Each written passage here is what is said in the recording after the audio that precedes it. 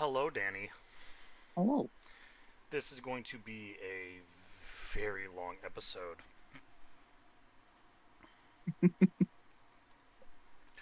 I'm also currently messaging Cryptic because I was dumb and forgot to do the YouTube thumbnail.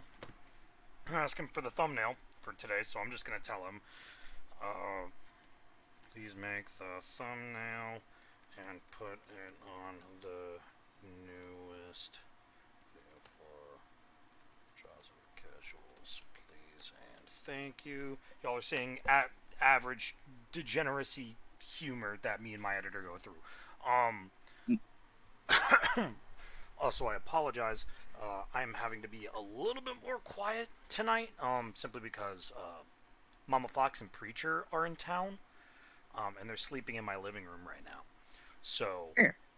but yeah, Danny, how are you doing? Doing good.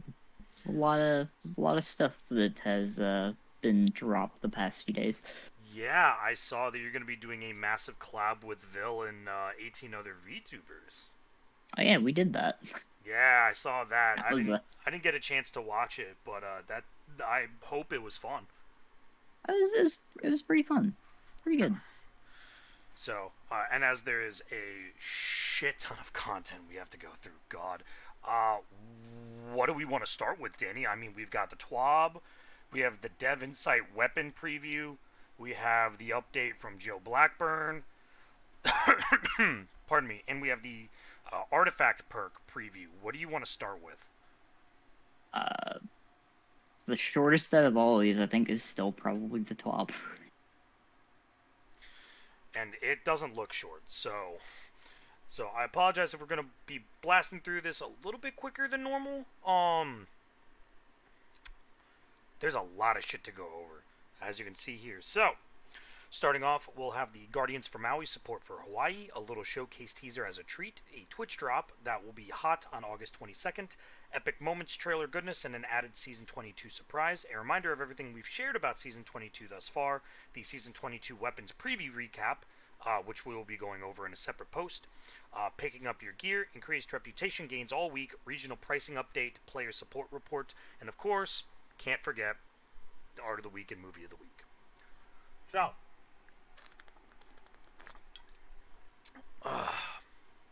starting off, Guardians for Maui, Hawaii wildfire support. For those of you that may or may not have been living under a rock, the island of Maui is literally on fire, and it is Yep. continuing to burn. So, Bungie Foundation, being Bungie Foundation, is launching a fundraising campaign to help the support of the residents of Hawaii by delivering emergency medical kits, helping in search and rescue operations, and just general help. So again, super cool. If you donate, you will get a T-shirt in collaboration with Asians at Bungie, and a who the dessert it was designed by Asians at Bungie and a local artist from Oahu, Brady Evans. Along with that, you will also get the emblem. I don't know what it's called. What is it called?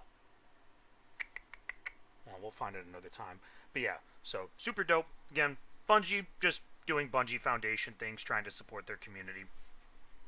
It's really hard to talk bad about the Bungie Foundation. God, they do so much fundraising. Holy They shit. they do a lot of charity work. They really do. They do so much charity work.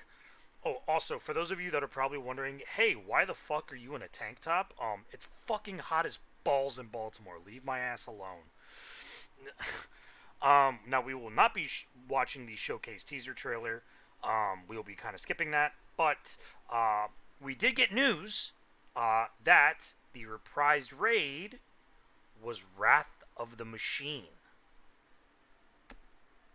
Um, Because we did, I believe we saw that on several. I saw it on several Twitter posts.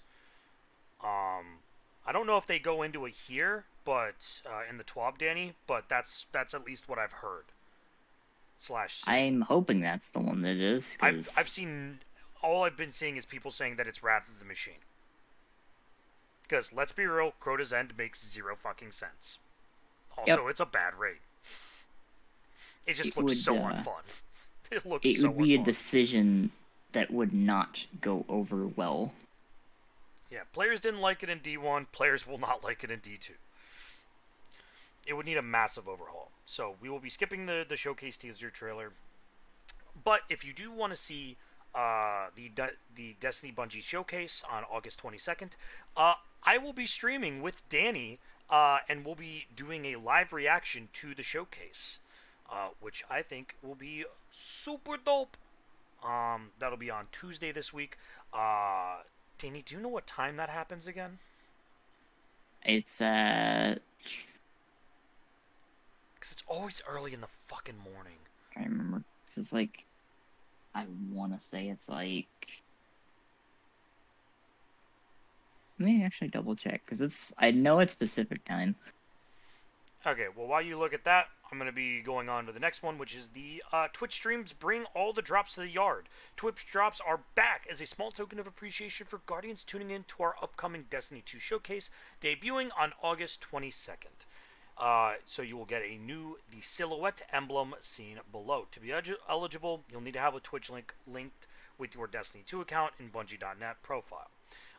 So chances are you already know how to do this, because if you have Amazon Prime, you'll pretty much for the most part be linked already, give or take, just in order to get the Bungie links anyways, for all the monthly rewards. So super dope. One heck of a ride. Have you found the date or the time? Yep, it is 9 a.m. Pacific. So that would be noon my time, 11 your time? About that time. Yeah, okay. So, relatively early, so not too bad. One heck of a ride, Guardians. It is the end of the Light and Darkness saga. And fuck. This has been a wild ride. It's kind of been up and down, IMO. Beyond Light was interesting. I think the campaign for Beyond Light was super fun. Obviously the first time that we got to see Stasis, a new subclass in God knows how long. But a lot of people did not like some of the things that Europa was kind of known for. They did fix a lot of it, but Europa, for the most part, basically became...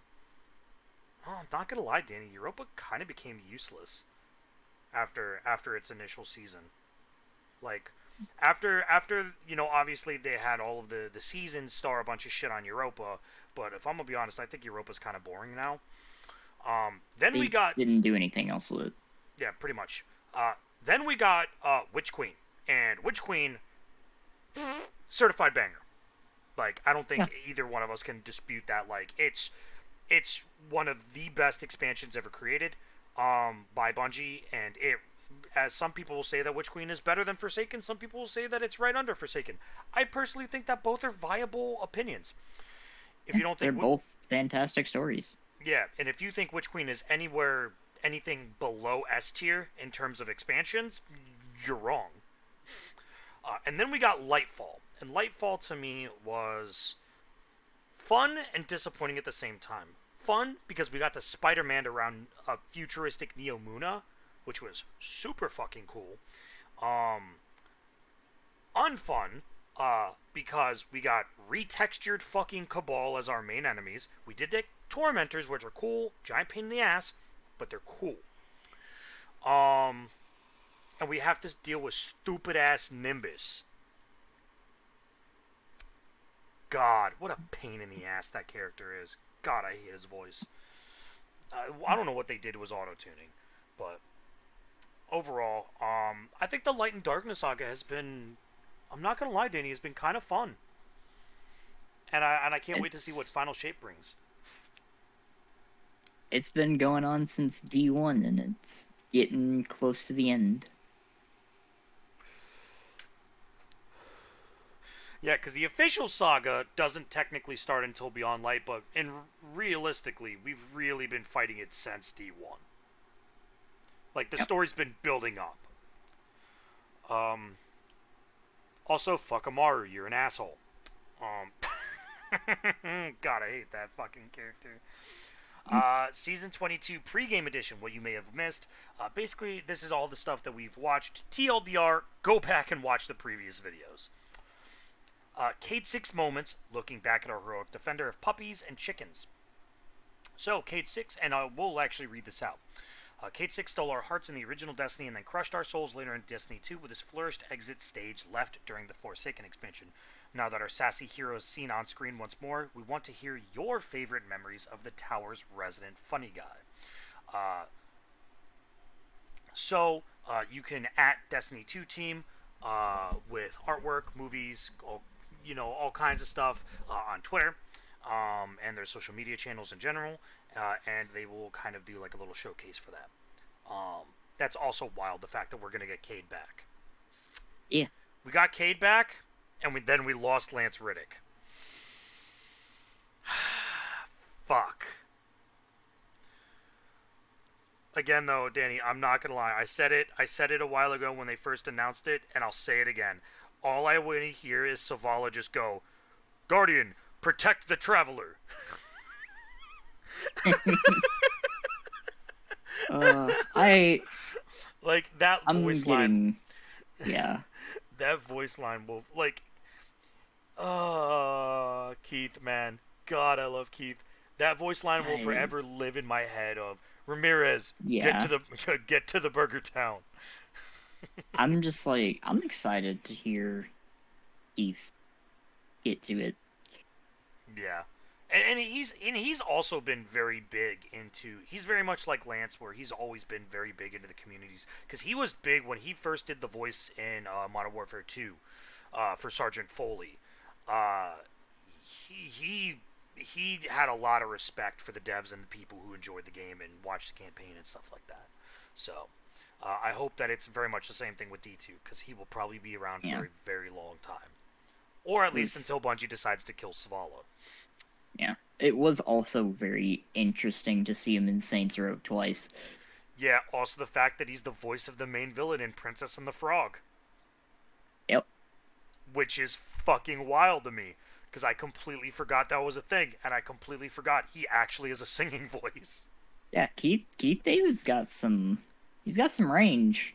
Keith David is a fucking baller. Now, moving on, Live Laugh Weapons. This will be in the weapons preview that we will be going over in a little bit.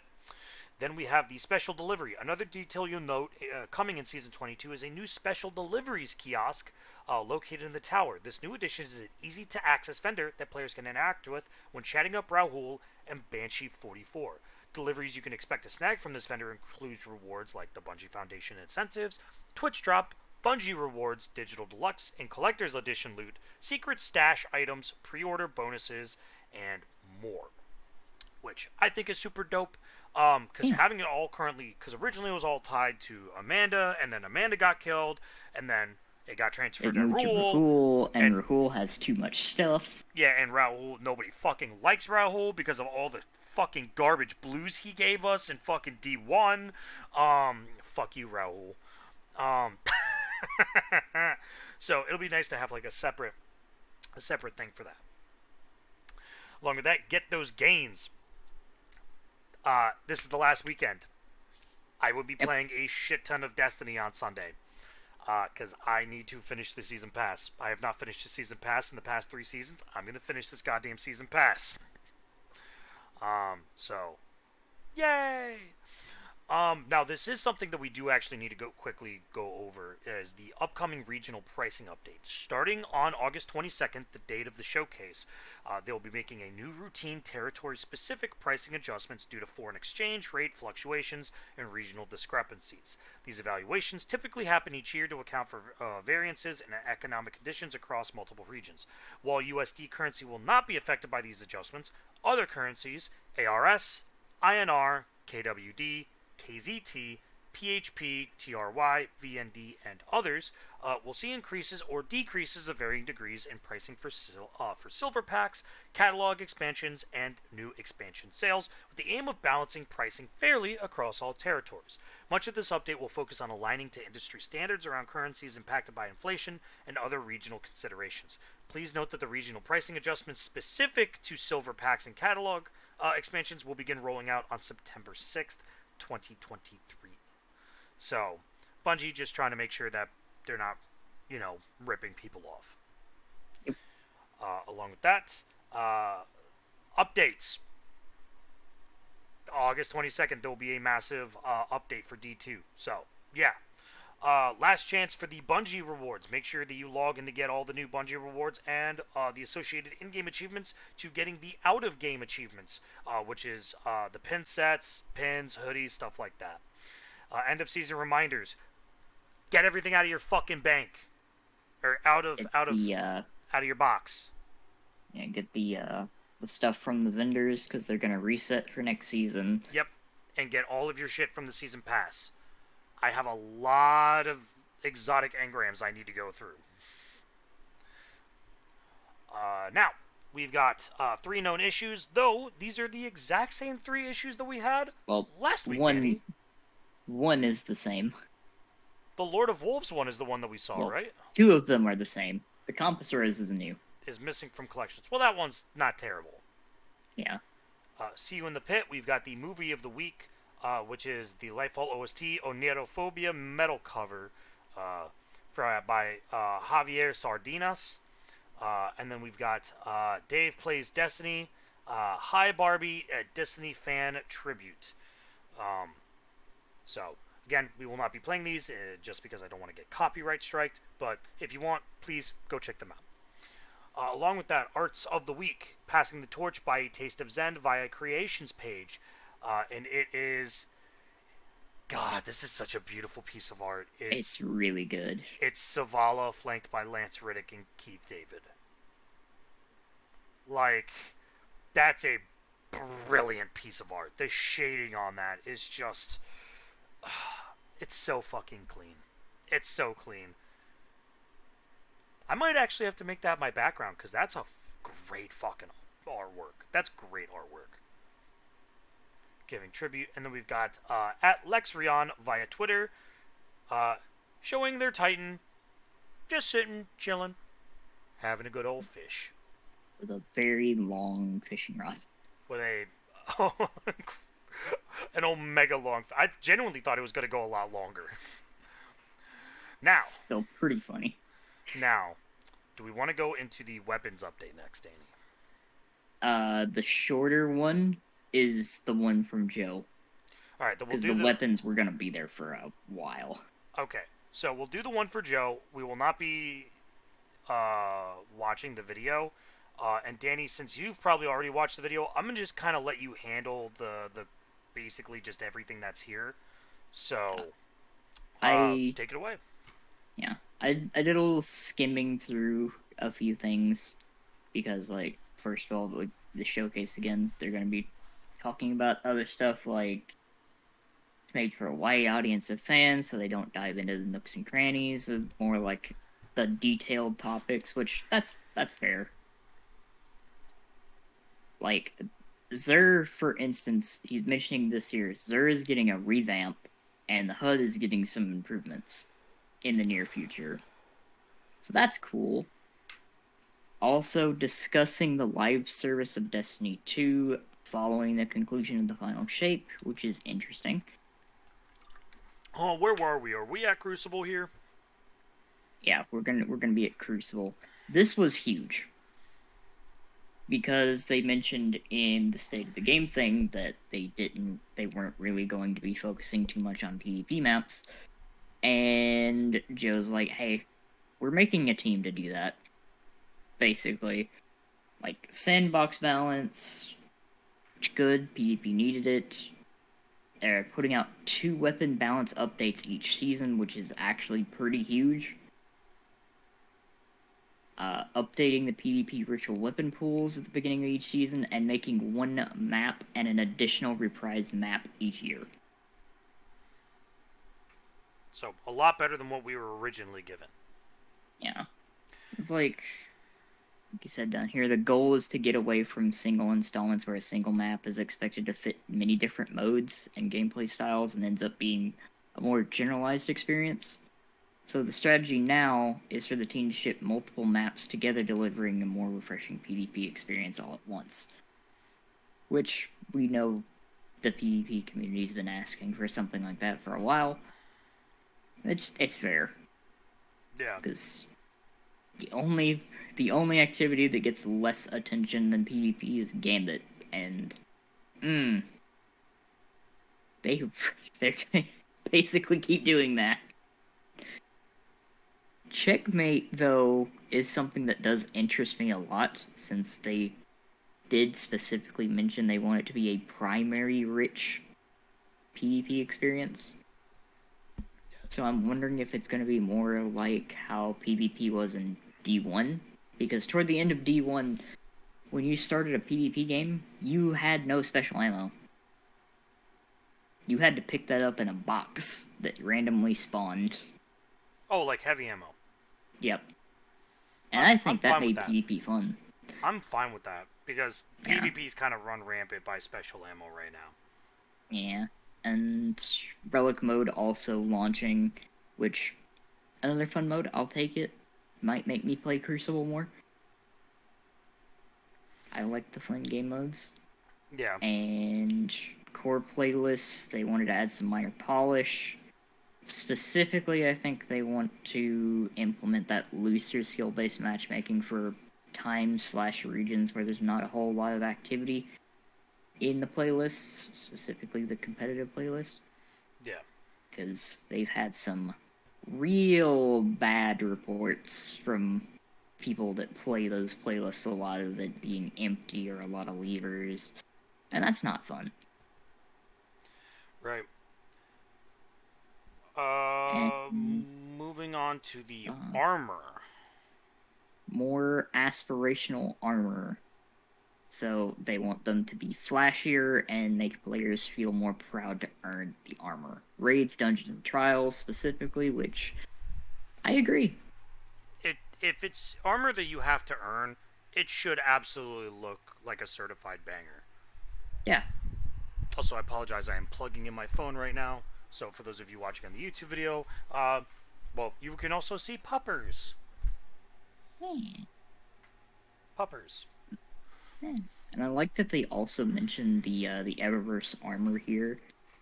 That should feel like that it breaks the mold. Eververse is a place to experiment with things that are unexpected in Destiny. People who own this armor should feel like their purchase was worth it. Agree again. Yeah, because a lot of armor that can be bought with silver,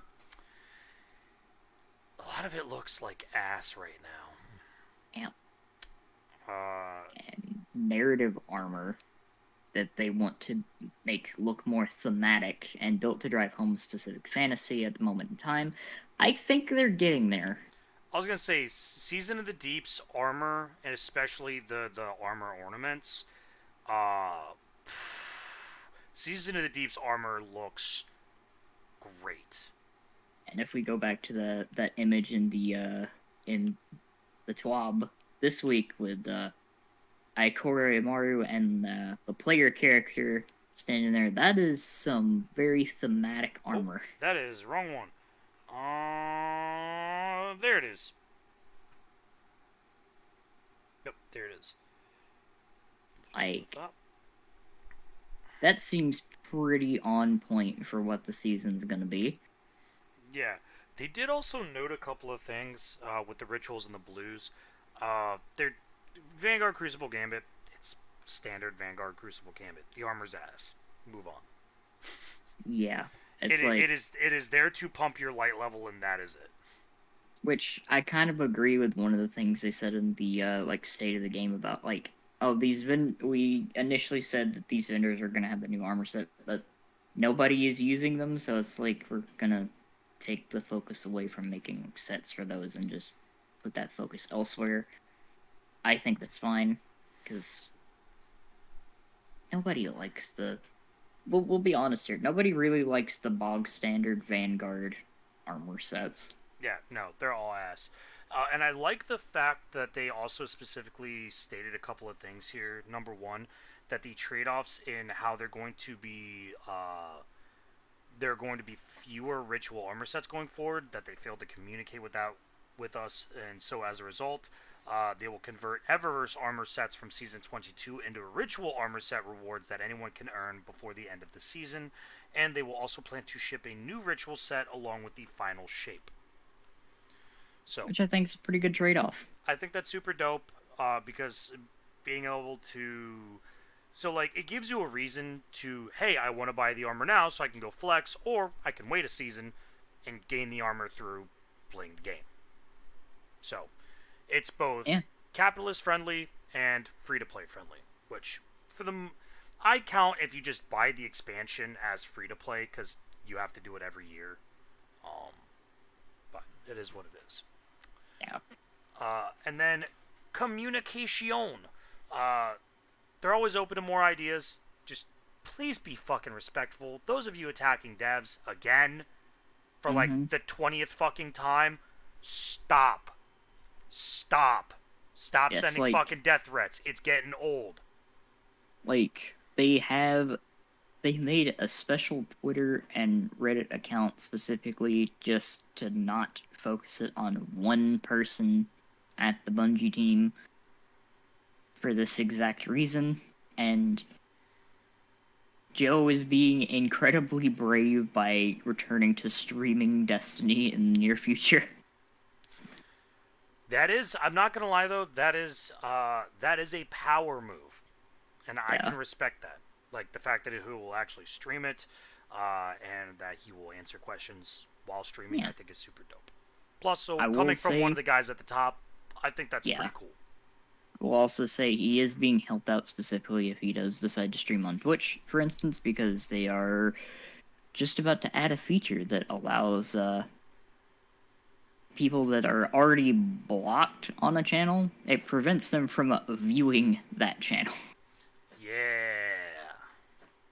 So good quality of life change coming overall there. Is actually, which I overall actually think is a good change for the most part. Yeah. So yeah. Now, what's next, Danny? The artifacts or the weapons?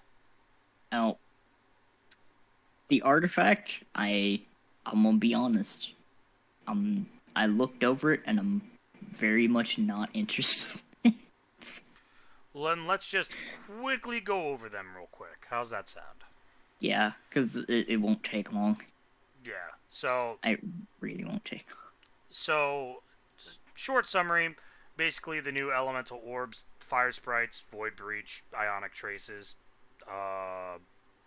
strand tangles, and stasis shards. They work to develop that new stuff in these sandbox features, so... again, they're going to be working more on how those are going to affect your character in combat. So I think that's cool. So let's see. In row 1, anti-barrier auto rifle, always fun. I think that's great. Piercing bows or anti-barrier bow, unstoppable scout. Overload hand cannon is the one that I really don't like. Why? Why the fuck is overload hand cannon? Why is it overload? Just the first column's not super great. Well, like I was fine. I was fine until they did overload hand cannon, and I'm like, yeah, no, that's miserable. And then unstoppable fusions. So fusion rifles are going to be meta again. That's going to be super annoying. Now, there are some interesting one here. So they've got Arc Strand Siphon combo. They've got Solar Strand Siphon combo. Void Strand Siphon combo. The Origin Perk Specialization 1. This one I will actually go over. This is it will greatly improve the benefits provided by the Head Rush, Nanotech Tracer Rockets, Unsated Hunger, and Redacted Origin traits. The Redacted being the new seasons. And Diviner's Discount. This one is actually kind of interesting to me. And that's all Scavenger mods are now discounted. that means that getting heavy and special ammo is going to be a lot easier and a lot easier to put into your armor sets and a lot easier to stack. I'm fucking here for it. I like to If buy. I only like that. multiple copies of those mods didn't give diminished returns. It is what it is. Oh, But I will take what I can get. Now, they've got Thanotic in column 3, Thanotic Tangles. Strand weapon final blows have a chance to generate a tangle. Pretty self-explanatory. Origin perk specialization 2. Basically just specialization 1. But on top of that, they are always overcharged when the modifier is active. So yep. if you take one, you should probably take number 2 as well. Then the elemental orbs Void, Arc, and Solar. And what these will do is, while using a Void subclass, or whatever subclass, that weapon's final blows have a chance to spawn that coincidental elemental orb. Those orbs can be thrown to create. So the Void Orb will be thrown to create a Void Explosion that makes enemies it damage volatile. Arc will cause them to jolt to targets it damage, and Solar will explode, causing Scorch to targets it damages. In column 4, we have Overload Machine Gun coming back. I was a big fan of this. I am not mad about it. I think Overload Machine Gun is fine with the amount of bullets you fucking throw down range. Also, Xeno's gonna be eating good. Elemental Fury. While stunned, champions take bonus damage from your abilities and elemental orb damage. That one I'm kind of happy about, because a lot of times I'll stun a champion, throw a grenade, and just try to nuke it as quickly as possible. So that's cool. I'm fine with that. That's a good one. Communal pickups. This is the one that they were. No, is this the one they were talking about earlier? No, I don't think so. This one's interesting. When an ally destroys or picks up your Tangle or Elemental Orb, the Tangle cooldown is reduced by 5 seconds, and you gain bonus damage with weapons matching your subclass for 10 seconds. It doesn't say you have to pick up. So if you pick up an Arc Elemental Orb, it will automatically convert it to whatever your subclass is to that weapon damage too. At least that's what it's reading to me here. That is interesting, and I'm kind of here for that, actually. But it requires your teammates to pick them up. That's the part I'm not a fan of. Then we've got refreshing pickups. Picking up a Tangle or an Elemental Orb grants energy to your least powered ability. Okay. And then Semi-Auto Striker. If you have fewer than 2 stacks of armor charge, rapid precision shots with bows, snipers, and scout rifles generate an armor charge. That's kind of cool. It's definitely interesting.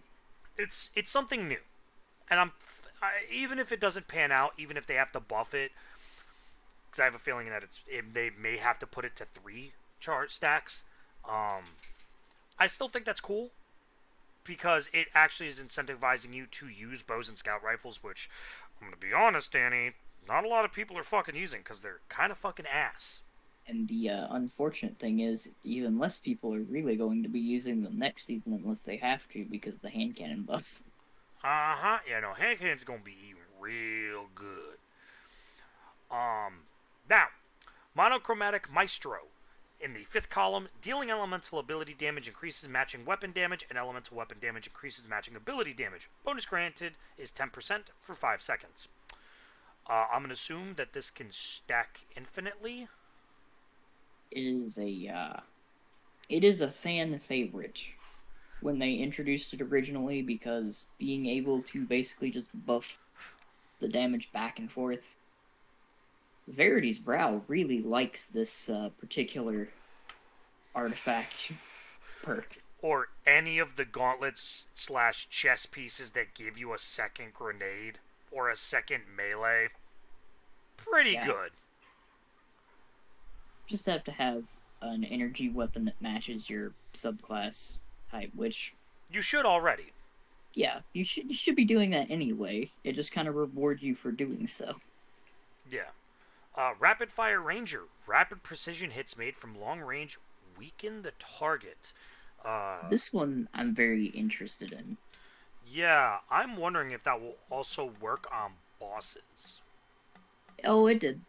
Like previous ones that they have had like this have. The only issue usually is what they consider long range. Yeah, I would consider. I mean, it's really hard because of especially after they did the damage drop off. Now, to be fair, I believe that's only for PvP, correct? That no, that drop off is happening in the entire sandbox. Okay, so that's going. So I'm thinking that most of it's going to be roughly about 30 to 40 meters. Is what I would probably consider long range, just because most guns tend to drop off around 25 to 30 meters, give or take. And the unfortunate thing is, there's a lot of bosses where you don't end up that far away from them when you're doing damage. Yeah, because unless they're a boss like Oryx, Mm-hmm. who sits all the way at the opposite side of the fucking room from you, um, most bosses will be wandering around being assholes. It's a cool concept. It's worked in the past, but there are too many bosses that just roam and don't just sit still. I definitely think now, especially because you can just take a point away and just respec it. For example, if you go to do the Oryx raid, you could just be like, you know what? Yeah, I'm gonna pick this up. Why not? Fuck it. Makes sense. Elemental Embrace. Subclass elemental buffs grant you bonus recovery and damage resistance against combatant attacks of the matching element type. Also interesting, but very situational. Yeah, you have to like cater a lot of your build for that. So I'm not sure how I feel about it. And then elemental munitions. Combatant final blows with tangles or elemental orbs have a chance to drop special or heavy ammo. Any chance I can get heavy ammo is a good fucking artifact perk for me. It's not bad. That might Not actually bad. be the only one I pick up other than monochromatic maestro from the fifth column. Let's see. Yeah, Hold on. What's the last because one? Frenzied stacks. Your armor charges grant bonus damage to your thrown tangles or elemental orbs. Your armor charge now. God, they really are focusing hard on this shit. yep. Unfortunately, I don't think I would take that one over monochromatic and Ammunition. elemental munitions.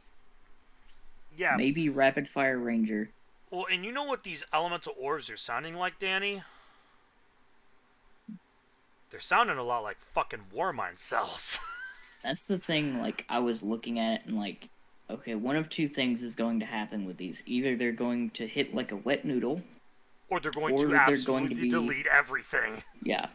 If they are the second one, they're gonna get disabled for world's first. Oh, absolutely. And there's a lot of those in this artifact section. Yep. Because if they don't disable those and they're that strong, world's first is gonna be a cakewalk. Yeah. So that'll be interesting. All right, Danny. God. Now we got the big one. Oh, we're already at 40 minutes. All right, chat. Let's do this. So, weapon balancing. A look back at the mid-season balance pass.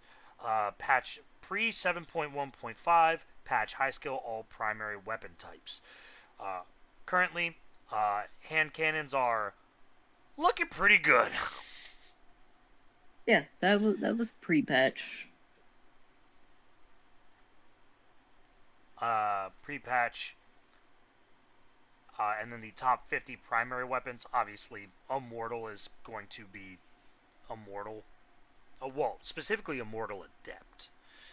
Yep. Now, remind me exactly how this. So it's the percentage of people that use it versus what is kills over expected. What does that mean? Kills over expected is just how many more kills a weapon is getting based on the averages of its weapon type class. Which, there is one funny thing that should be noted in all of this. If we look over at the very top left corner Vexamilliclass. Oh, yeah. It's sitting up at like the 30% range almost there. Which, that's a little odd. Yeah. It's also interesting to note a couple of these. Rose being up here, no time to explain. And I just want to notice the vast contrast between the Immortal and the Adept version. Yep. Also, Le Monarch. Mm-hmm. Le Monarch not doing too hot right now. Everybody heard, oh yeah, no, the nerf is coming, and they stopped using it. Buddha may actually cry. Because, like, it's getting a significant nerf in PvP, but only really PvP, because the nerf in PvE, yes, it cuts the time down, but they buffed the poison damage by 50%. Also, for those of you that are actually watching the screen, I apologize. It's impossible to see these words because I'm looking at it now. This is miserable for me trying to see it on my Believe me, screen. trying to look at these spreadsheets, I just glanced at. I literally just skimmed through this whole section up here because there's so many numbers here that it's, unless you're a mathematician, you're not going to keep track of this. Yeah, the other gun that I actually want to keep an eye on, Danny. Mm-hmm. Can you see this is the top 50 primary weapons? Can you guess which weapon I'm specifically looking at? Are you looking at a certain scout rifle that's kind of like hovering in the middle there somewhere? No. I'm looking at a pulse. The exotic one or the legendary one? The legendary. Messenger. No. The BXR. Let's see, where actually is the BXR on this? Oh, hold up. Give me a sec. There we go. Alright, you're good to go. Oh no, sorry, I'm doing my YouTube video now. I was gonna tell you that I was recording, but you were asleep. Also, Mama Fox, say hi to the YouTube viewers. Hi, YouTube viewers. You're gonna have to cut that out. How much longer do you have? We're on the longest section now. We're on the 4th article. Okay. So I apologize. You're only gonna have Danny's wonderful face. You know what? I wonder. Hold on. Can I copy this? Can I make a new one? Hold on. Give me a sec. Give me a second, Danny. But yeah, no. So let me go over why I was kind of interested by it.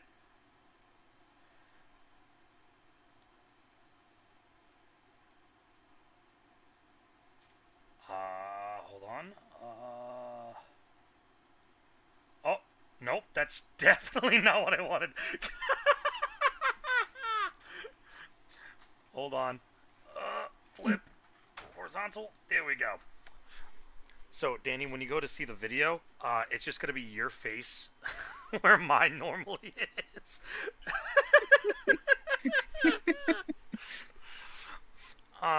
So, yeah. But yeah, no, I'm very interested in BXR. Number one, because it's now craftable. Number two, because the fucking perks that bitch can roll.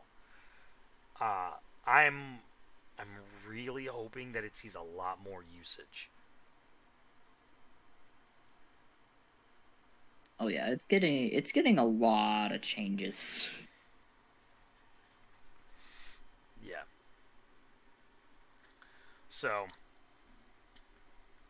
there's obviously a couple of them that are here. Crimson is making a return.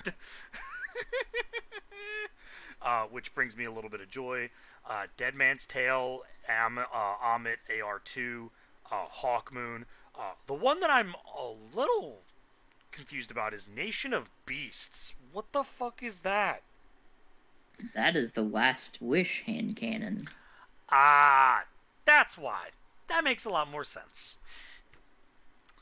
Alright, now, post 7.1.5 patch high skill all primaries. Hand cannons, still pretty much kings, which is fine. Sidearms making an interesting spot here, and grenade launchers being down at the fucking very goddamn bottom. I still don't understand why grenade launchers are so low. They're just inconsistent. Well, I know of only 2 grenade launchers that I would actually use. Wither Horde and Truth Teller. That's because Truth Teller runs a damage perk and blinding grenades. Oh, here we go. Here's the post. The BXR is not on this one. Oh, instead, Austringer is there. Yeah, that makes about sense. So, yeah. So, again, I apologize. Trying to show you the screen right now is a little kind of a pain in the ass, so I apologize, chat. But, yeah. So, there's a lot of... God damn it, why are there more fucking goddamn... Stop giving me tables. Yeah. Stop giving me tables, game. There's just a lot of... There's just a lot of things. The second... Tons of buffs make numbers go up. Yeah. Tons of nerfs make numbers go down. That's what what this fucking graphic says. Basically, yeah. There's a reason why fucking hand cannons are good right now. You should fucking use one. Oh my god, there's more. Fuck! Oh yeah, no, there's a lot. Stop giving me goddamn graphs. Okay, is there anything in between any of these graphs that I actually need to pay attention to? Cool. Okay, we can skip. Moving on. Season 22 weapon balance changes. We can start from there, yes? Yep. Alright, cool. Global. A while back when we made the swap to infinite primary ammo, it unintentionally generated a bug that caused running double special weapons to drop heavy ammo at an increased rate. While we find some applications of double special to be interesting, particular builds utilizing special weapons with custom ammo economies like Tracer's Rifles and Forerunner providing a flat-out benefit to ammo was negating the trade-off of running double specials. So now, PvE kills with 2 special weapons equipped now generate heavy ammo at the same rate as 2 primaries or 1 primary, 1 special. To be honest, I feel like most people should here's my thing. I think 1 primary, 1 special, 1 heavy should be like the standard go-to. Now, mind you, I am very fucking weird in the fact that I run double primary, but I don't like special ammo because when I run out, I feel fucking useless. I think that this is okay, but they need to buff primary weapons again in PvE. And again, and again, and again, and again, and again. I want them to feel like they did in D1. I want to feel like I'm not having to make a goddamn trade-off. Yeah, because it's not satisfying to have like a very high impact primary weapon and shoot a standard red bar enemy and it not die. Yeah. It does not feel good. Yeah, so there's a bunch of changes that we need to go over. First and foremost, we're going to be going over reticles. We are continuing our mission to improve communication between our hipfire reticles with a few quality of life changes. They replaced the perk active hipfire reticle element. The new one should work better at different field of view settings. So, overall it'll be better. Added a perk active indicator to symmetry. It's a nice touch. And they moved Grand Overture's charge meter further down the screen to reduce instances of overlapping other reticle elements. Nice touch. Again, just some QOL kind of things. Zoom and damage fall-off tuning. Now, this is actually very important. We were talking about this earlier when we were talking about the artifact perks. So, in case you missed it in the mid-season patch, we are making some major changes to the way zoom and damage fall-off interact with 3 main goals. Goal number 1, decrease the variance between the optimal engagement ranges of our mid-range weapons, i.e. auto rifles, pulse rifles, and hand cannons, to reduce the instances of one weapon or another being the clear advantaged choice based on minor differences in engagement distance. Number 2, slightly reduce the average engagement range in Crucible by pulling in the maximum damage fall-off distances of many weapons. And number 3, prevent individual weapons from overstepping their intended engagement ranges because of the multiplicative scaling zoom provided to damage fall-off. This in turn allows us to buff the weapon archetypes themselves, since we no longer must be concerned about the top-end outliers. So, yeah, all good things. I'm fine with that. Also, rangefinder, still fucking cracked. It's still going to be pretty solid, but it is not going to be the go-to anymore with this decoupling. Yeah, which I think is fine, because it gives you a little bit more options of like, hey, if a hand cannon has rangefinder, you pretty much always used it. Yep. So, now, to do this, we're going to be enforcing something called range compression. It's a new keyword, keep that in mind. Where the highest achievable damage fall-off range on almost all weapons has been reduced to some extent, certain weapons have been reduced more than others. Then in many cases, the lower edges of their damage fall-off ranges have been brought rewards. Before we jump into that, let's take a moment to explain what Zoom does and how it interacts with damage fall-off. Up until Season 22, the Zoom stat has always provided 4 positive benefits when aiming down sights. Number 1, scales damage fall-off distance. Number 2, scales aim assist fall-off distance. Number 3, increases accuracy. And number 4, reduces recoil. If you've played an FPS game, 3 and 4 are pretty standard things. Yep. As of Season 22, we have removed the first benefit from that list, so the Zoom stat will no longer scale damage fall-off distance. It will still continue to provide the other benefits. In its place, we now have a new stat called the ADS Damage Fall-Off Scaler, which we have applied to all weapons that can experience damage fall-off. Note, the following goes into a deeper detail than some may desire digging into. If you want to go ahead and skip all the numbers mumbo-jumbo, feel free to jump down to Weapon Archetype section. We will be going over this section here a little bit, the decoupled damage. It's just the rangefinder will be not nearly as good. It will still be useful, but it's not going to be nearly as good as it used to be. It is no longer going to have an impact on damage fall off. Yeah, and it's a fixed ADS damage fall off scaler to all guns with damage fall off. Yep. Along with that, a lot of these are very interesting. Yeah. Now, I don't know if we'll go through all of the numbers, but there is something that I do want to note, is that they stated that in addition, we have also hand-tuned a small list of exotics and all special weapons with the intention of keeping them near where they are in the live game, as opposed to allowing them to receive substantial buffs or nerfs with these overarching changes, and we'll share those details below. So that's part of the stuff here. So, yep. They've included all the base zooms from smallest to largest. These are all the primaries, then all of their base zoom plus rangefinder, into the new ADS damage fall-off scaler.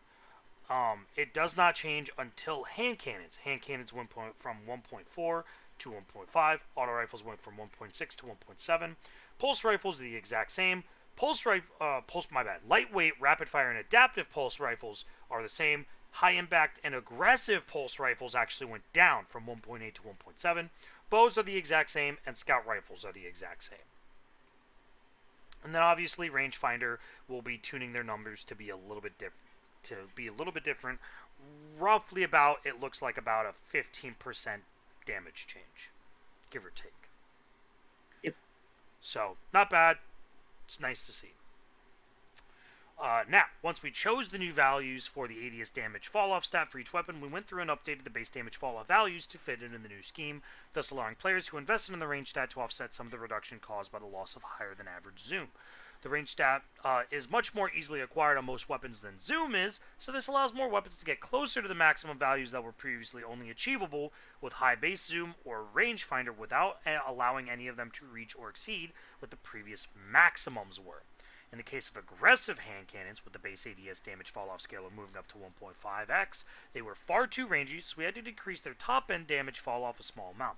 They still come out positive on the exchange compared to their base behavior before. So, going over the numbers, They rebalanced the damage fall-off start on several weapon archetypes to account for the new ADS damage fall-off scalar values. Sidearms increased at 100 range by 1.2, SMGs increased at 0 range by 1.3, and increased at 100 range by 0.8. Auto rifles increased at 100 range by 2.5. Aggressive hand cannons got decreased at 100 range by 1.0, and pulse rifles increased at 100 range by 0.5. So these are the base damage values for the range stat. I believe, yes? Or no? Or This is the damage fall off. This is the damage fall off, yeah. So, sidearms will actually technically be getting a buff with the new one, going from 16.8 on the top end to 18. SMGs will also be going up. Auto rifles will be going up by a significant margin. Hand cannons will be going up by 2.5. Pulse rifles will only be going up by 0.85. Aggressive hand cannons will be going up by 0.7. Lightweight bows will be the exact same. Inactive lightweight bows are going to be the exact same. Precision inactive bows will also be the exact same, and scout rifles will be the exact same. So that mid to shorter range is going to get a significant change. So yeah, if you're an auto rifle user, this is pretty interesting. The other thing to note is that auto rifles actually lose range. They actually have a worse damage fall off with rangefinder on. Yep. So that's pretty significant. That's actually very interesting. Example of how this works we'll just skip that. Okay. So there's also special weapons. Pellet shotguns will go from 1.2 to 1.0, and there is a note. Pellet shotguns had custom work to prevent their damage fall off from scaling when ADS. This has since been removed. So they will actually experience damage fall off. Slug shotguns, going to be the exact same, no changes. Fusion rifles, 1.5 to 1.3. Or my bad, yeah, 1.5 to 1.3. The interesting thing to know is that fusion rifles had custom work to reduce all of the effects of zoom. This has been removed. This is effectively a small damage fall-off ranged nerf. Trace rifles, same. Linear fusions are same. And then sniper rifles are the same. But zoom values on sniper rifles were mostly irrelevant to damage fall-off, except at very low values on large maps. So, for the most part, doesn't really matter. Yeah.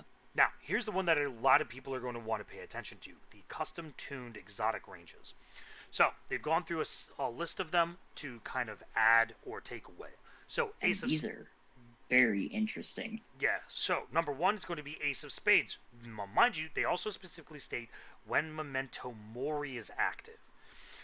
Previously had a 10% damage fall-off range penalty. The penalty has been increased to 15% as a slight nerf to offset the buff it got in a neutral state. Again, as a reminder, Ace of Spades is a primary ammo weapon. So all of those wonderful primary ammo hand cannon buffs that they just got, it's kind of help compensate for that, because Ace of Spades is kind of cracked. That reload speed increase is going to be very noticeable. Yes. Devil's Ruin, when firing the laser beam, previously had a 20% damage fall-off range bonus. This bonus has been reduced to 10%, so it's going to be a slight nerf to offset the buff it got in the neutral state.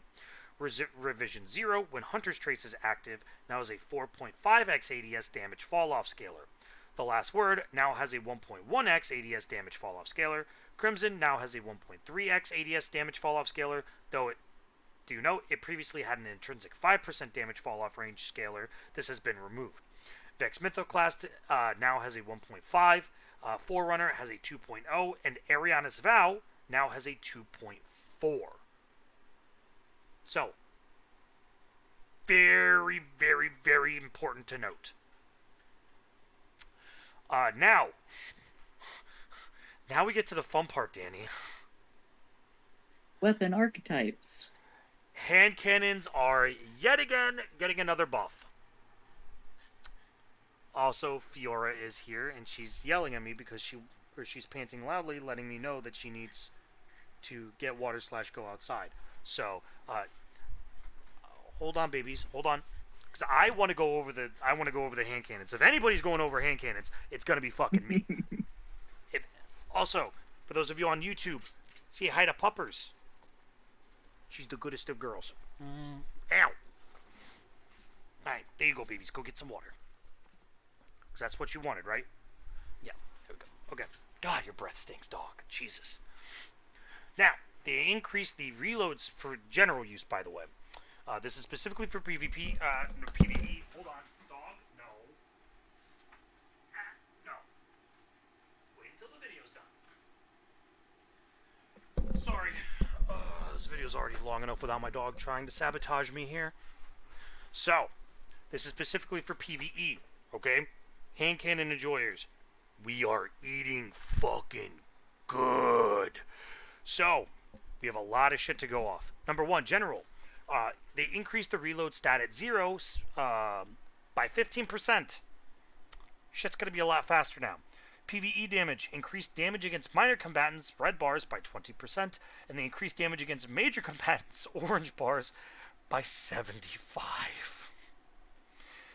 Along with that, the Heavy Burst changed Warden's Law to be the first member of a new subfamily, Heavy Burst, and the Heavy Burst will be special as it fires a 2-round burst. I would like to see them change Crimson to be a Heavy Burst, and then just make it, obviously, instead of 2 shots, it's a 3-shotter, because that's what it does. But, yeah, those are insane buffs. Pretty nice, and I can't wait to try that out. Awstringer, Dire Promise. Oh, the high-impact hand cannons are going to be eating the best. Oh, yes. Bows. Bows are going to be getting some changes. So, in general, they're going to reduce the minimum reload animation duration from 0.5 seconds to 0.3 seconds. This means that applying reload speed scalers on top of a high reload stat will actually still have an effect. They also increased the projectile velocity at full draw so that the projectiles will continue to perform as if they were hit scan at longer distances at higher frame rates. Along with that, lightweight bows, they had their full draw projectile velocity equalized with precision bows. Now, SMGs, really nothing changed other than they just fixed a kind of a bug with the rounds per minute stat to actually correctly show 720. For some odd reason, 720, or that all SMGs were showing as 720. That's not the case. It's just a bug. SMG users, I'm sorry, y'all got shit on this time. Sidearms.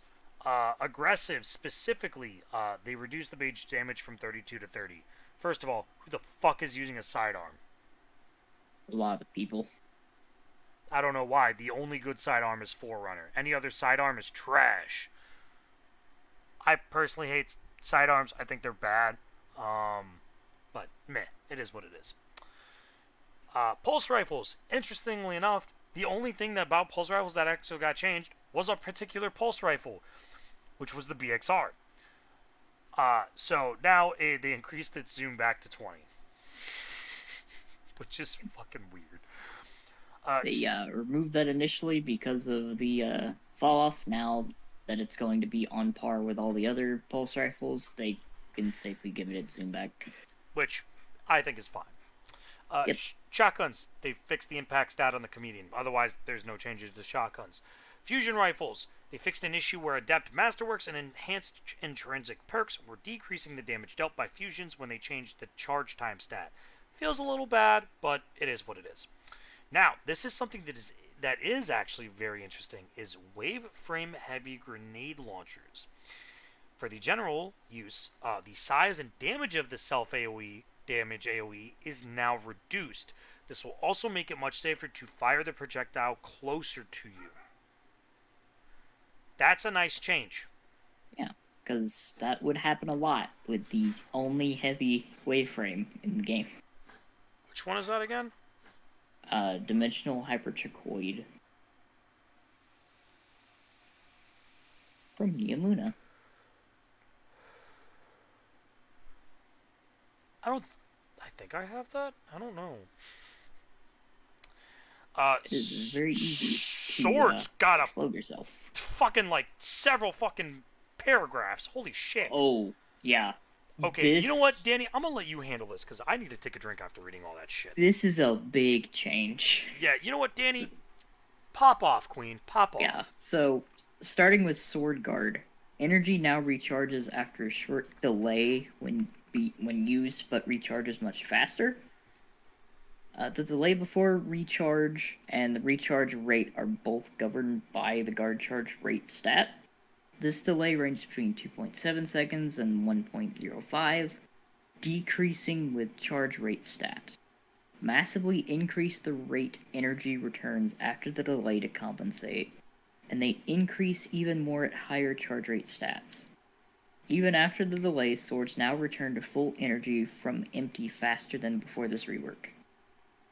This is a huge change, though. Full power heavy attacks can now be used with any non-zero amount of sword energy, rather than requiring full sword energy. That thing they used to nerf swords in the first place, basically. Yeah, they basically just removed it. And they are massively increasing sword guard damage resistance, giving it between 82.5 and 95% damage reduction, depending on guard resistance stat. Because they were comparing it to glaives, which they mentioned down here. Because, then it provides between 52.5% and 65% damage reduction, depending on guard resistance stat. They thought, because of how well glaives were doing in that damage reduction front, that swords were falling way behind. And it's true, because who is using a sword right now aside from one that has eager edge on it? Yeah, pretty It's much. not many. Not many. Also, something interesting to note is that sword guards no longer lose energy when taking damage, and as because of that, the guard efficiency status has been completely removed. Another good change. Uh, And duration is being increased across every guard type, which is good. It's a good change. Sword guard talent nodes had their stats squished down. Combined with the above, even though their stats have been reduced, their damage reduction, charge rates, and guard duration are now increased across the board. This allows origin traits and other sword perks more room to increase these stats and allow performance beyond their previous maximums. Pretty solid changes to swords. yeah. Specifically like the charge rate bar. The other thing that's interesting to note is the last three paragraphs here, the last three sentences. There's now actually a really big visual indicator for that charge rate bar on the inspection screen. Yep. Along with that, sword movement speed while blocking has increased from 0.75 to 0.85. And for those of you Lament users, because it is a special case, its charge rate and delay are unaffected, but it still benefits from the guard damage reduction and duration, which is very interesting to use, because in order to use its special perk, you have to charge it up in its guard first. Mm-hmm. And so it means that they're you can actually charge basically- it more safely. yeah. They're also basically saying Lament is the only sword that's still going to be affected by the full power heavy. Yeah. Like, the full energy required to actually do the heavy attack, which Makes I think sense. is fair, because That thing is fucking cracked. like, it does a lot of damage, it hits a lot, and it gives you health back for doing damage Oh, and once you activate it. it also has intrinsic anti-barrier. It's a lot. Lament, Also, the best way I can describe it, Danny, is that Lament is just the Tryndamere of the Destiny world. Like, fair. they just gave it so much shit for free. It's true. Just call it Lament Winfrey at this point. Now, Also, I fucking called it. Monte Carlo is getting the most complex catalyst. Now, I will not be showing the video, but basically, I have seen the video. Basically, what it kind of does is it turns the bayonet on the Monte Carlo to actually be used as the bayonet. With a massive increase to melee damage. Yeah, like a mega fuck ton of massive damage. Yeah. In the clip, it one-shots an orange bar from full health. Yeah. So, and not just that, it is an orange bar in a dungeon. Yeah. Because that is duality. So Now, the gun damage is still ass. Damage. The fucking gun damage is still abysmally trash. They really need to buff the fucking gun damage. They do need to buff primary ammo weapons across the board still. Hand cannon's got a needed buff. Everything else needs to get buffed up. Yeah, please buff my auto rifle babies. Now, moving on, Quicksilver Storm. Now, this is less of a change and more of a bug fix. They fixed an issue where ammo was loading into Quicksilver Storm slightly too late in the reload animation.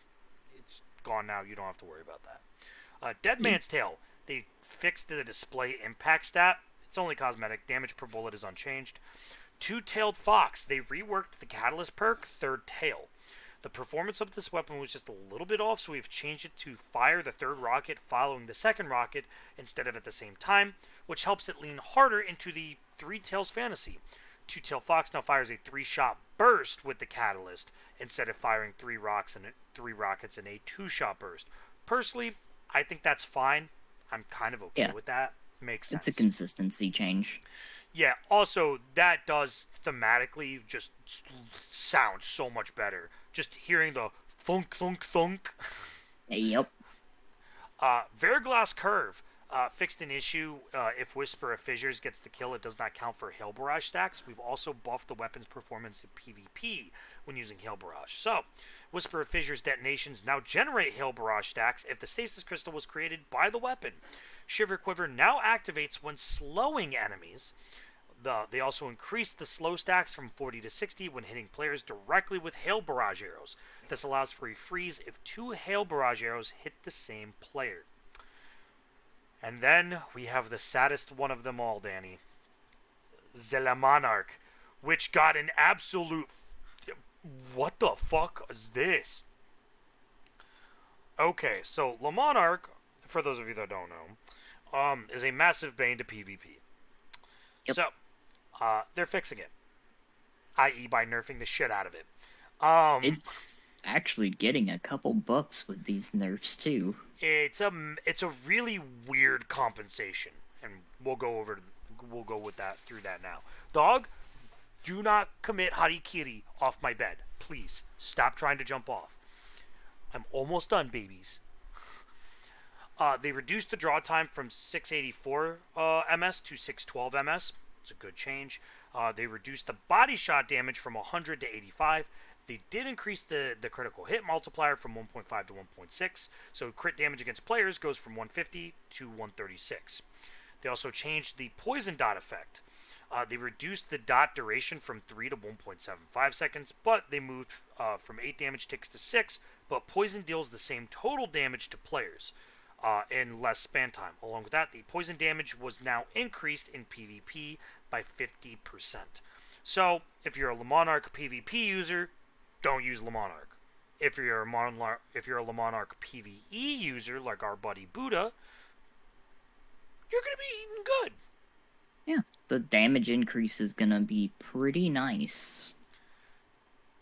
Yes. Those poison ticks. Yeah, so overall it will be a little bit better for PvE, which I think I'm kind of fine with, just because I felt like it was kind of a little lackluster in PvE compared to its brethren Trinity Ghoul.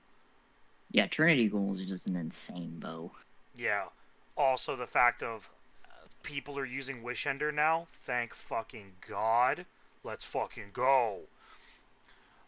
Vex Mythal class getting a change. Its rate of fire is being reduced from 390 to 360 to match other high impact auto rifles.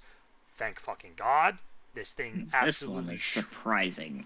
Yeah, damage though. They increased damage against minor combatants, red bars, and major combatants, orange bars, by 25%. So for the most, so it's kind of a weird change. I don't know if it's an overall. It's technically an increase in damage in PvE, but it's mostly to just kind of help prevent it from being a nuisance in PvP. Kind of like Yeah. Le Monarch, which I'm kind of fine with. Because most guns should have a use for PvP and PvE, unless you're Rat King. Rat King is Rat King. Rat King is Rat King. Along with that, an interesting one, Tommy's Matchbook. The previous setup wasn't working as expected, so the new behavior gives the same end result, but front loads more Scorch onto the base behavior. So they updated the Scorch value. It was previously 14, 14 plus 7, but that was with the Embers of Ashes fragment equipped. Now, it's 15 plus 5, so it's a little more upfront damage for a slightly smaller burst, which, okay. And now for the most insane buff I've seen so far. Touch of Malice. No one was using it apparently. Don't see It how will that's... be now. Yeah. So they increased the final round damage in PvE by 20%. They decreased the self damage from the final round from 10 to 7. The final round damage can no longer kill the user. They increased the health awarded by Touch of Malice perk from 30 to 75. And to set up Touch of Malice to work like Unrelenting, Guardians of Major Combatants give more points towards activation, and we increase the time allowed between kills. Along with that, Ball of Darkness now approximately deals arc damage and will blind combatants and stun unstoppable champions. They gave it blind and intrinsic unstoppable. Mm-hmm. Whoever cooked this shit up, let them keep cooking. Like, this is good. Let them keep cooking. That's a fun change. That's beefy. That's spicy, Danny. That's spicy. Yeah. Malfeasance is just the Vorpal Weapon Catalyst wasn't displaying correctly, so they fixed it. Another interesting one is Cloud Strike.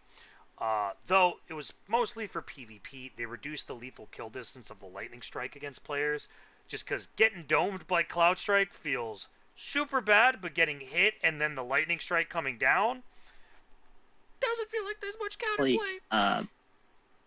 I noticed it specifically because I hopped into trials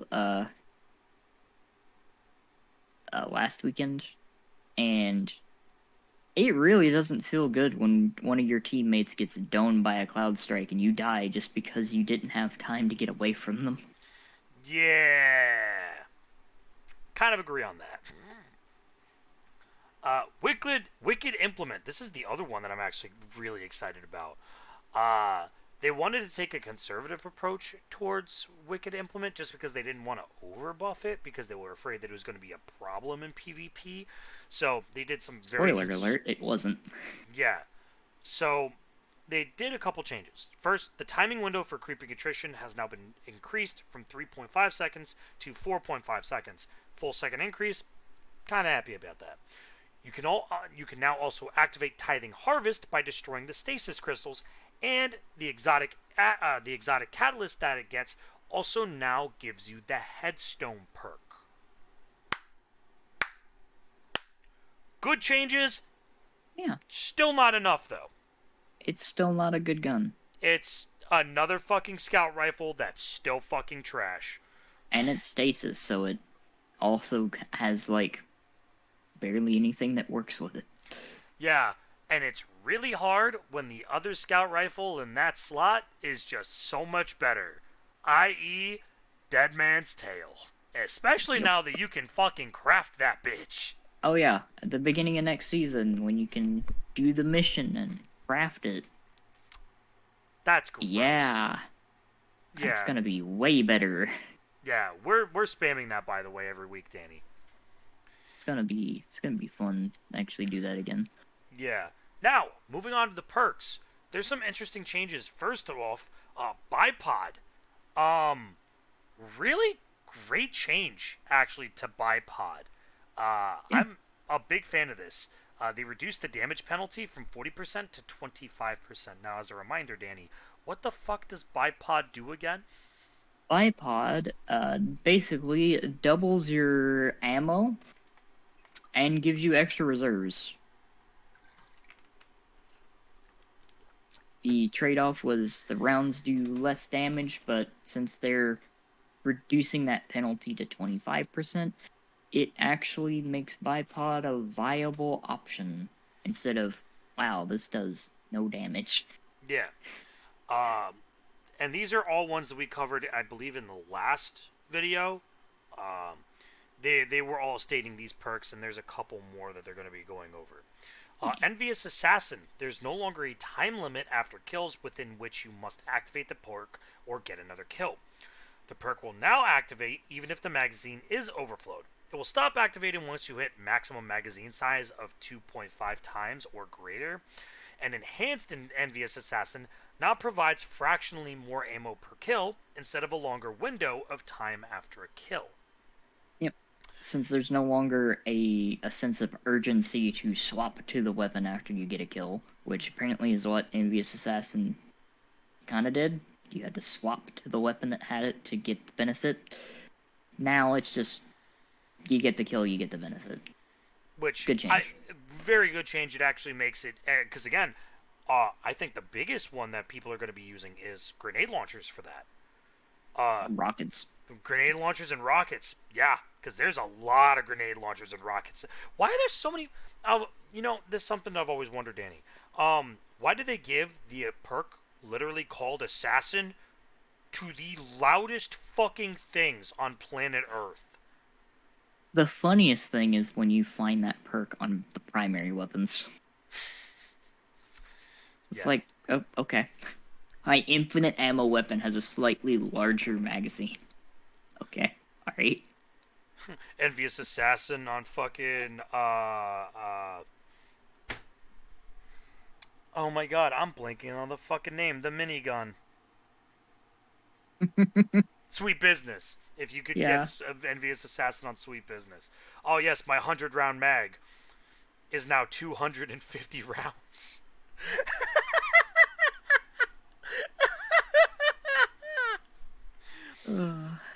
Now, Under Over was a stupid fucking perk and made zero goddamn sense.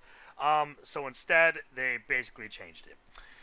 So it now provides bonus body shot damage against players with Woven Mail to kind of help deal with armor charges. They now also do increased bonus damage against combatant shields. And it will now deal significantly increased damage to enemies who are enhanced by Dark Cabal overshields, in addition to enemies shielded by Lucent Moths. This is a very interesting change. It's still niche, but it actually makes Under Over actually usable in specific strikes. Yeah. Though I still think it's leagues behind adaptive munitions and just any weapon that has armor-piercing rounds. Well, yeah. I just think that it needs a little bit more. But it's a start. I'll take it as a start. Under Pressure, they reduced the maximum accuracy cone scaler from 0.5 to 0.75. It was used a lot in PvP. Yeah, thank God, because shit was stupid. Fuck all of you fusion rifle users for using this. You're the reason why it got nerfed. Shoot to loot. Very interesting to note. No longer triggers the reload when shooting a special brick that could not be picked up while also having an overflowed weapon equipped. Along with that, its explosive damage now interacts with orbs of power. Yep, so weapons that have explosive payload or kinetic tremors, those are gonna activate shoot to loot. I personally find that to be kind of memey, but it's funny. It's also gonna be really nice. Yeah. Valiant Charge. The perk now deactivates after the initial sword swing.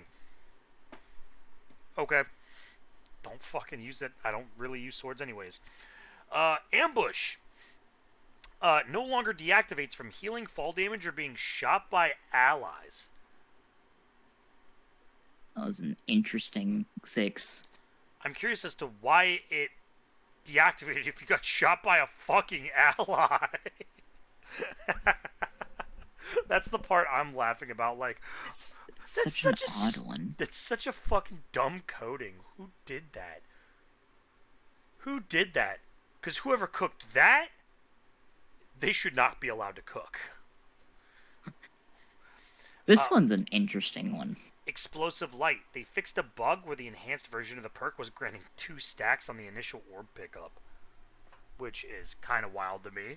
Damn. And then we have a very sad one. Chill clip. They reduced the slow sacks from 60 to 40, and Wolfpack rounds no longer trigger this perk. Yeah, so that Rest in stasis peace, rocket. Bump in the Night. Yeah, Bump of the Night is basically a dead gun now.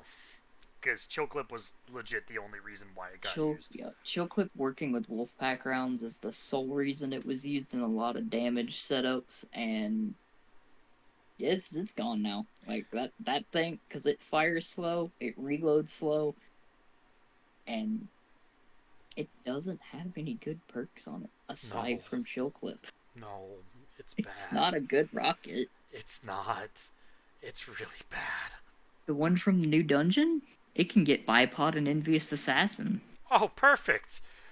You mean the 2 that just got buffed? Yeah, sounds great Yeah, to me. you can get both of them at the same time. They're in separate columns? They're in separate columns. Oh, Plus, that's the origin gross. trait is if you get, like, assists or you revive a teammate, you have an emergency reload on standby. So you can basically reload that rocket for free. So after the changes, I think you can fire 6 rockets without actually having to reload. That's not okay. It's kind of nuts. You should intentionally allow your teammates to get down so you can get the free reload. It's really funny. And the last major change is weapon crafting. So weapon These are progression. good. Yeah, weapon progression earning what's changing. So, while the Shirochi style weapon level farming is not ideal, instead of nerfing that type of behavior and taking the option away from players, we've decided to buff the weapon level progression obtained through more meaningful methods like activity completions and PvP kills.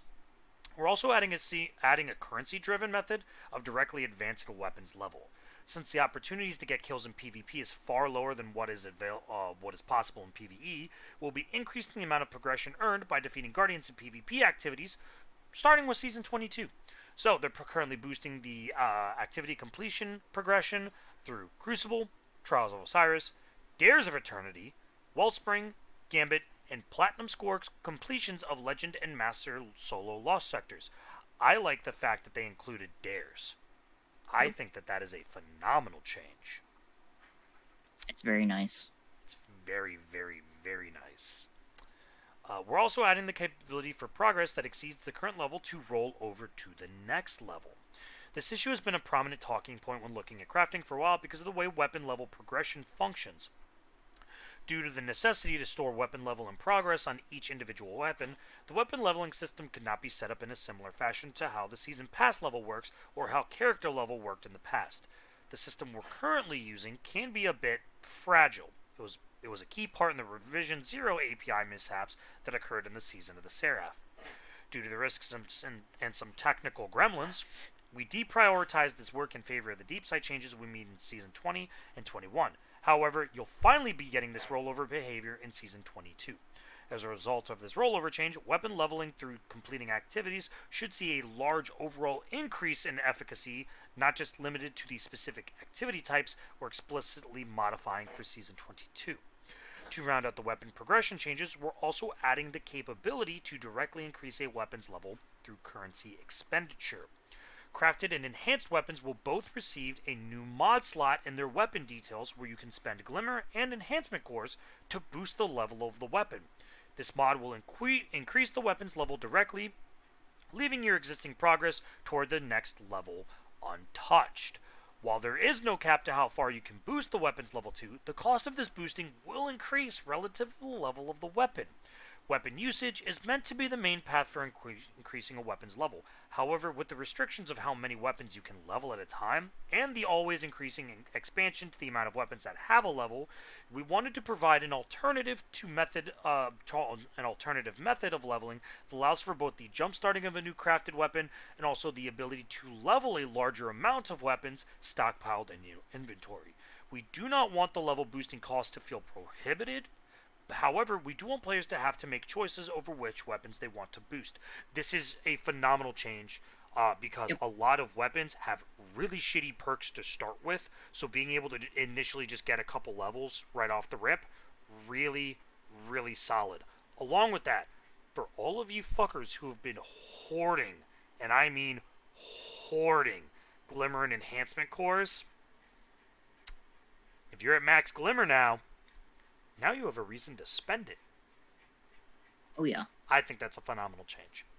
I'm excited for that because there's a lot of weapons that I just don't want to use with their starting perks. Yeah, I still need to get BXR. And I will probably end up, the moment I have all my deep sight harmonizers, I will absolutely blow right through it. Crafting economy changes.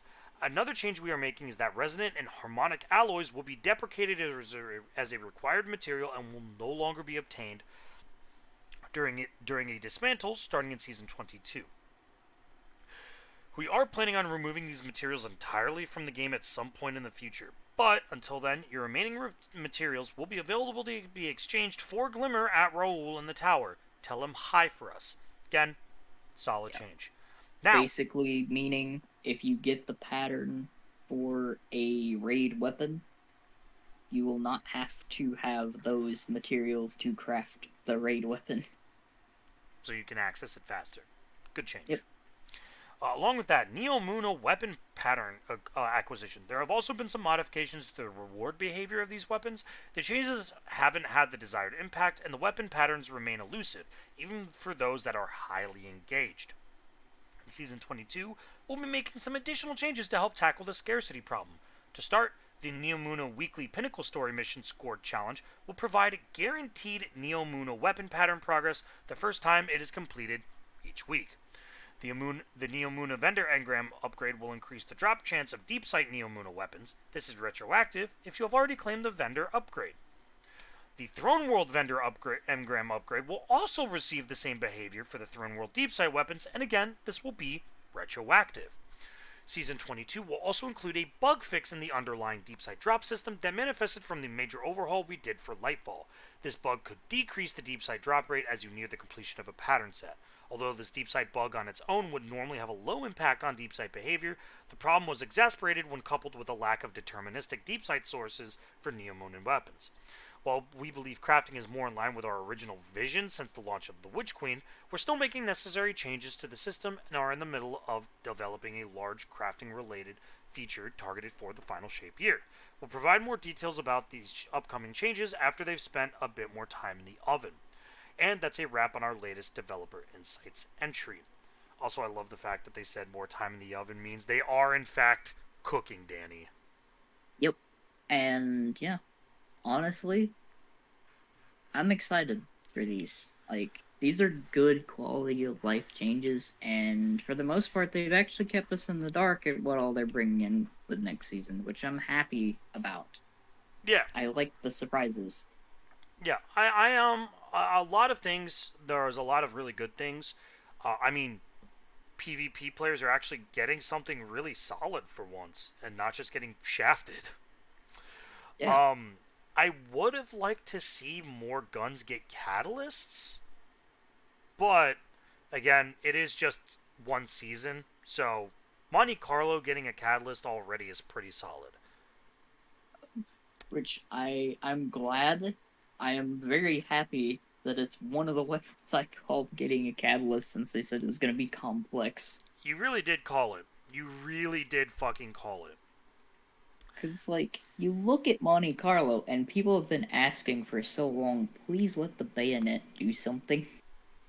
And it makes sense. It really was just absolutely fucking useless.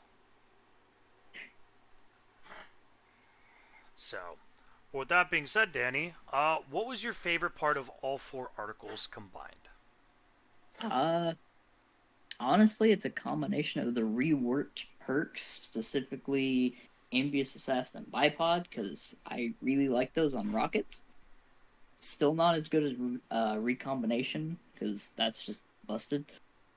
But good changes. And Monte Carlo getting a catalyst. I kind of agree. The Monte Carlo getting a change is nice.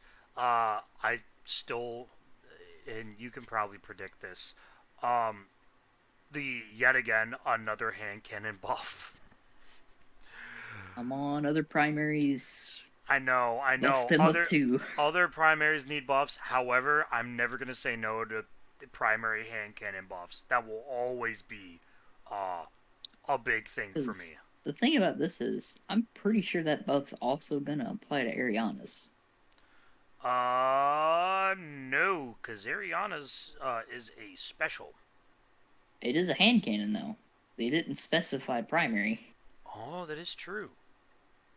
75% against Well, and they majors. and they also did change how Ariana's Vow's range is going to work, Yep. which that's pretty dope. So, with that being said, before my dog decides to jump off the bed yet again, Danny, where can they find you? You find me on YouTube and Twitch at CatboxDanny. Thank you. Yeah, I said the actual thing now. Along with that, you can find me on Twitch or YouTube at DominiFox or on Twitter at DominiFox1. Thank you all so much for stopping by. I really appreciate it. We both hope that you all have a wonderful rest of your day. And as always, don't be a sweatlord. We'll see you guys next time.